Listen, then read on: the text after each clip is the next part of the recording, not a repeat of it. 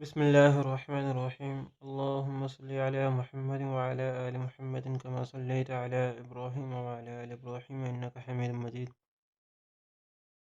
اللهم بارك على محمد وعلى آل محمد كما باركت على إبراهيم وعلى آل إبراهيم إنك حميد مجيد.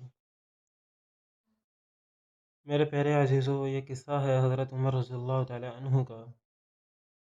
حضرت عمر رضی اللہ تعالی عنہ جن کے پاک نام پر آج بھی مسلمانوں کو فخر ہے اور جن کے جوش ایمانی سے آج 1300 برس بعد تک کافروں کے دلوں میں خوف ہے، اسلام لانے سے قبل مسلمانوں کے مقابلے اور تکلیف پہنچانے میں ممتاز تھے، نبی اکرم صلی اللہ علیہ وسلم کے قتل کے در پہ رہتے تھے۔ ایک روز کفار نے مشورے کی کمیٹی قائم کی اور کہ کوئی ہے جو محمد صلی اللہ علیہ وسلم کو قتل کرے۔ عمر نے کہا کہ میں کروں گا۔ لوگوں نے کہا کہ بے شک تم ہی کر سکتے ہو۔ عمر تلوار لٹکائے ہوئے اٹھے اور چل دیے۔ اسی فکر میں جا رہے تھے کہ ایک صاحب قبیلہ زہرہ کے جن کا نام حضرت سعد بن ابی وقاص رضی اللہ تعالیٰ عنہ ہے اور بعضوں نے اور صاحب لکھے ہیں، ملے۔ انہوں نے پوچھا عمر کہاں جا رہے ہو؟ عمر نے کہنے لگے کہ محمد صلی اللہ علیہ وسلم کے قتل کی فکر میں جا رہا ہوں، نعوذ باللہ۔ سعد نے کہا بنو ہاشم اور بنو زہرہ اور بنو عبد المناف سے کیسے مطمئن ہو گئے؟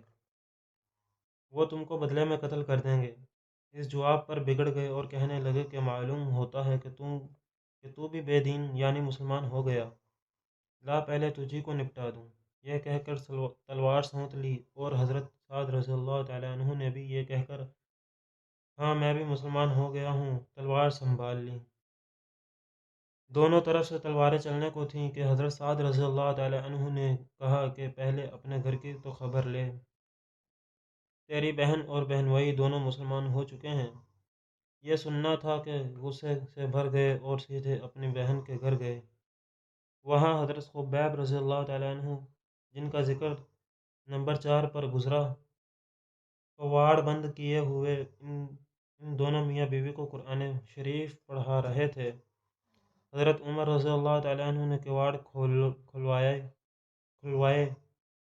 ان کی آواز سے حضرت خبیب رضی اللہ تعالیٰ عنہ تو جلدی سے اندر چھپ گئے اور وہ صحیفہ بھی جلدی میں باہر ہی رہ گیا جس پر آیت قرآنی لکھی ہوئی تھی۔ ہمشیرہ نے کواڑ کھولے۔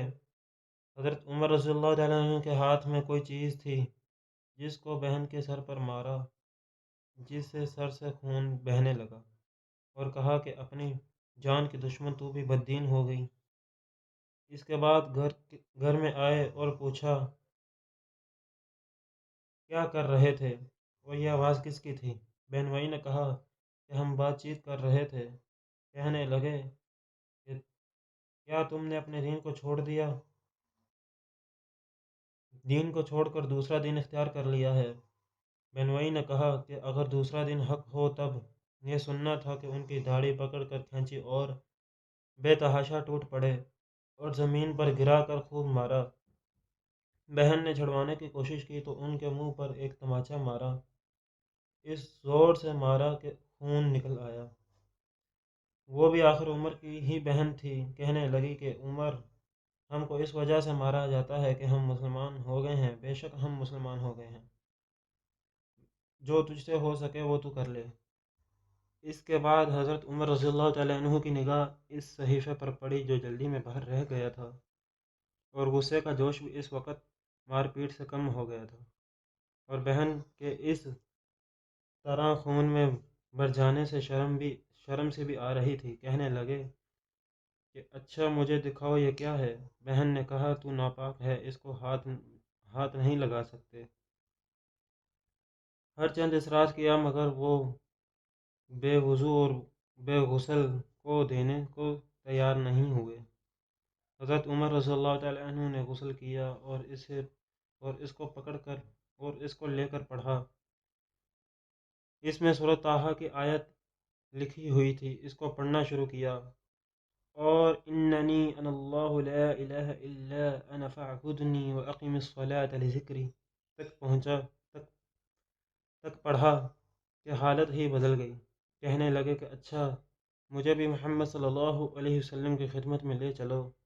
یہ الفاظ سن کر حضرت خبیب رضی اللہ تعالیٰ عنہ اندر سے نکلے اور کہا کہ اے عمر، تجھے خوشخبری دیتا ہوں، کل شب کل شب میں حضور اکرم صلی اللہ علیہ وسلم نے دعا مانگی تھی کہ یا اللہ، یا عمر، یا ابو جہل میں سے جو تجھے زیادہ پسند ہے، اس سے اسلام کو قوت عطا فرما۔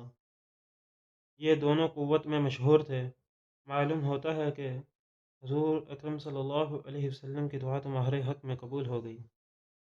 اس کے بعد حضرت حضور اکرم صلی اللہ علیہ وسلم کی خدمت میں حاضر ہوئے اور جمعہ کی صبح کو مسلمان ہوئے۔